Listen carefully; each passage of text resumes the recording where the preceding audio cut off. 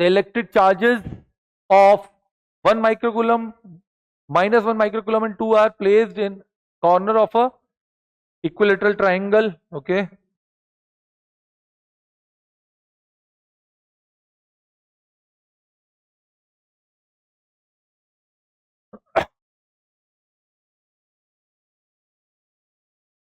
कितना है?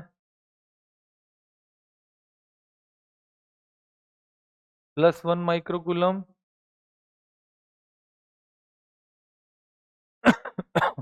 नाम चेंज कर देंगे,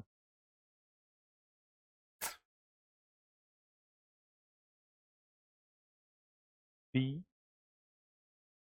ए सी। तो यहाँ पर है +1 माइक्रोकूलम, यहाँ पर है +2 माइक्रोकूलम और यहाँ पर है आपके पास -1 माइक्रोकूलम।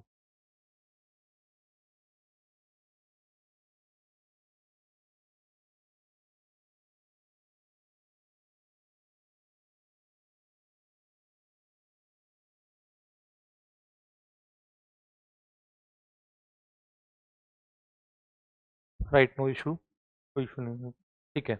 तो ये सेटअप है हमारे पास और हमें क्या फाइंड करना है? F net, what we have to find?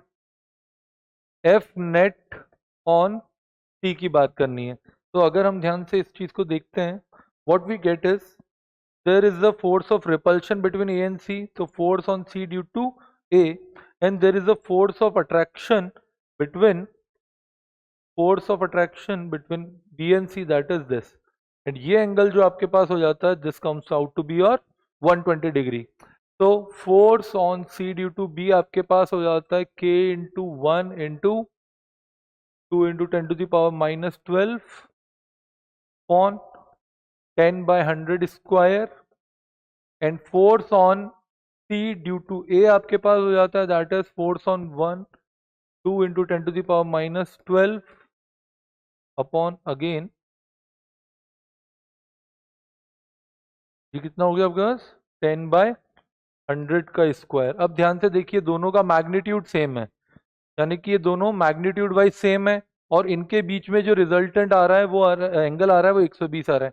तो इन केस ऑफ 120 डिग्री जो इनका रिजल्टेंट होता है दैट इज अगेन एफ ही होगा, right, we all know this thing.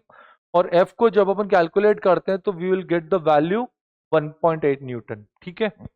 120 degree है, सी अगर हमारे पास जैसे मैंने आपको बताया भी था कि 120 डिग्री के केस में एफ हो जाता है, 60 डिग्री के केस में ये हो जाता है f√3 और 90 डिग्री के केस में ये हो जाता है f√2 रिजल्टेंट, राइट।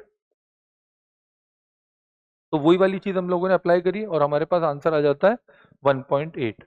तो that's all from my side in discussion of this DPP. Thank you very much.